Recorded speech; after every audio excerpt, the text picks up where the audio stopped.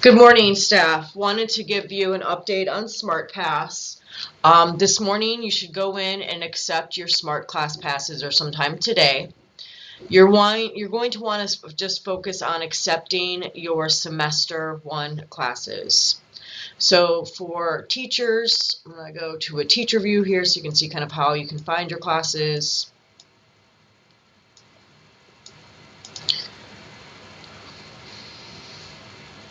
When you go in, if you don't have classes down the left-hand side here, you're going to go to your person and then you're going to choose classes. And that's going to bring up all of your pending classes. Now, unfortunately, they don't tell you what hour it is, but you're going to have to look up the hour for the kids so you know which is which. I'm going to now switch back to the admin view since I can't accept your individual classes through your name, but I can accept them through my name.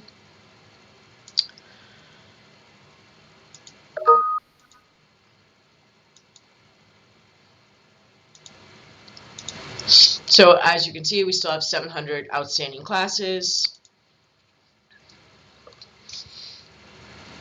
I'm going to start off by accepting a Falcon time.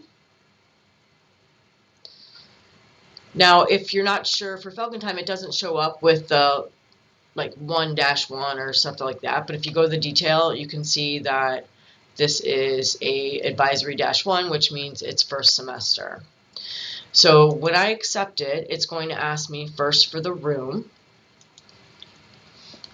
Now you can just type in your last name because I did attach your room numbers to your names.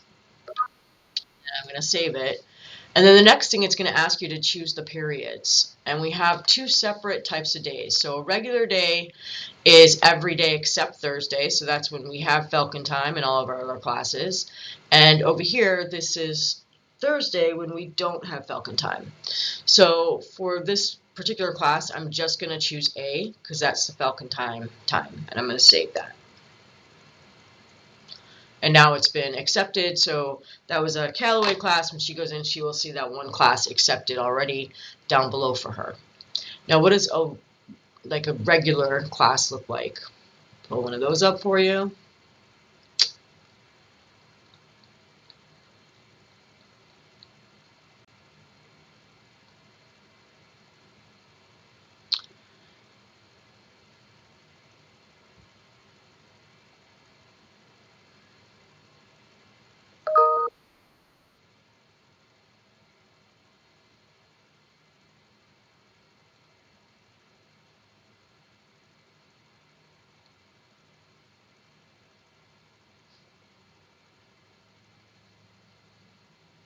I had one all picked out, but that class is not showing up. So let me just look up one of these kids real quick.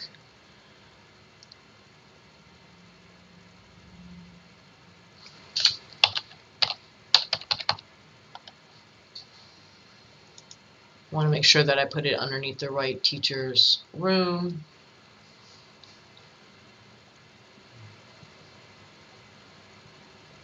Okay.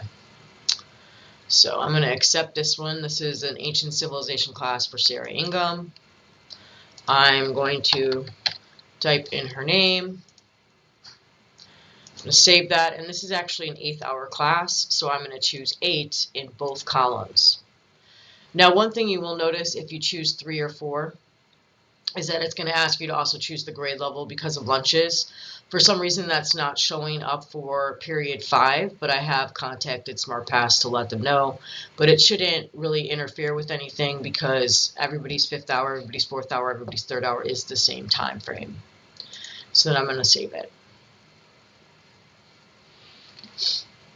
So what happens now when you want to write a pass? So there's a couple different ways you can write a pass. Up here you can see like your home monitor, your calendar. If I go to hall monitor, this is going to allow me to see any pass that is active. So if you're in the hallway and some kid's like, oh yeah, I have a pass.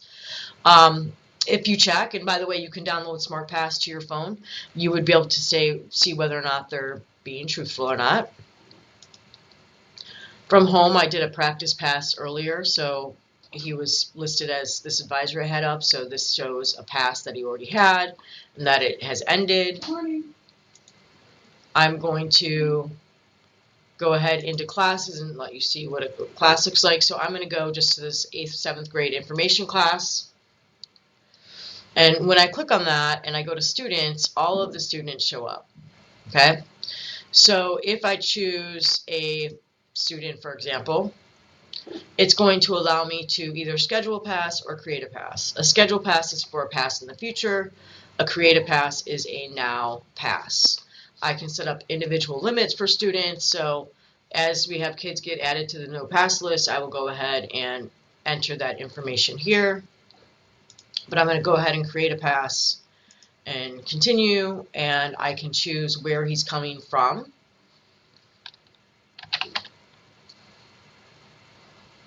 So this is actually an informational class, so it's Mr. Carlson, and where he's going to. If I choose like a restroom, I can choose which restroom is closest by.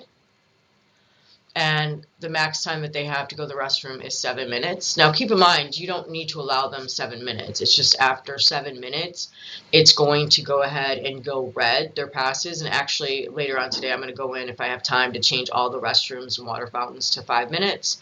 And so that's just a way for you to track it. When they do request a pass, when a student types in the pass, it is going to appear for you to approve before they leave. And then what you want when a student comes back, make it their responsibility to end their pass. Because if they end it after the allotted time, it will stay red and you will be able to see that they've been overusing their pass time and be able to say to them, hey, I'm not going to give you a pass because you're not coming back in an appropriate time frame. Like, oh, well, I just forgot to end my pass. Well, that's your accountability and your responsibility, not mine. So I can go ahead and send this pass, and if he because I'm doing it directly, if he is on Smartpass, he would be able to see that pass come up on his Chromebook. So that is it from the teacher's end. When I find a good video for the student end, I will go ahead and send that to you as well.